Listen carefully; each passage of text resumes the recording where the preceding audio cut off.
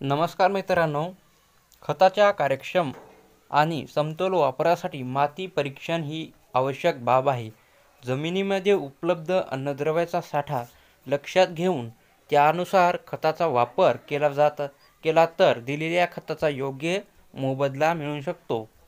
मात्र माती तपासणी करताना ज्या शेतातील मातीची तपासणी करायची आहे त्या शेतातील मातीचा नमुना शेतातून कसा घ्यावा, यासोबत तो प्रशिक्षण केंद्रावर नेताना कसा घेऊन जावा हे देखील देखणे बघणे अत्यंत गरजेचं आहे. त्यामुळे आपल्या माती प्रशिक्षणाचा तपासणी अहवाल हा अचूक येऊन त्याद्वारे आपल्याला योग्य माहिती मिळू शकते. याच अनुषंगाने आज आपण जाणून घेणार आहोत मातीचा नमुना कसा घ्यायचा. तर मातीचा नमुना कसा घ्यायचा ते बघू. नंबर 1 आहे जमिनीची एकरूपता, रंग, सुपीकता, उंच, सखलपणा इत्यादी लक्षात घेऊन वेगवेगळे गट पाडावेत.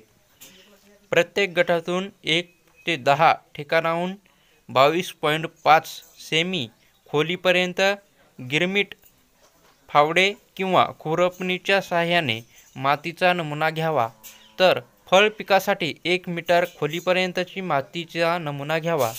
नंबर 3 आहे फावडे किंवा खुरपीच्या साहाय्याने मातीचा नमुना घेताना प्रत्येक ठिकाणी 22.5 सेमी खोल व्ही आकाराचा खड्डा करावा. त्या खड्ड्याच्या तळापासून पृष्ठभागापर्यंत सारख्या जाडीचा मातीचा थर जमा करावा. नंबर 4 आहे सुमारे 5.10 ठिकाणाहून घेतलेले नमुने एकत्र मिसळावे, एकत्रित करावे. त्यातून अंदाजे अर्धा ते 1 किलोग्रॅम माती सावलीत सुकून प्लॅस्टिकच्या अथवा कापडी पिशवीत भरावी. त्यानंतर नमुना घेताना हे लक्षात असू द्या, मातीचा नमुना साधारणपणे पिकाची कापणी झाल्यानंतर परंतु नांगरणीपूर्वी घ्यावा. शेतात पीक असल्यास 2 ओळीतील जागेतून नमुना घ्यावा.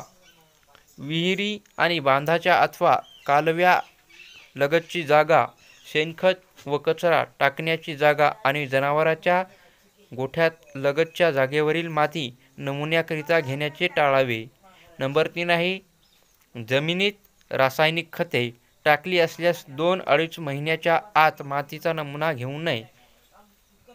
नंबर 4 आहे विविध प्रकारच्या जमिनीच्या अथवा निरनिराळ्या शेतातील नमुने एकत्र मिसळू नयेत. नंबर 5 आहे मातीचा नमुना घेण्यासाठी अथवा साठवण्यासाठी रासायनिक खताच्या पिशव्या वापरू नये. सुमारे 5 ते 10 ठिकाणची माती एका प्रातिनिधिक नमुन्याकरिता एकजीव करणे अत्यंत आवश्यक आहे. तर ही माहिती तुम्हाला चांगली वाटली असेल तर आमच्या चॅनलला सबस्क्राईब करा. धन्यवाद.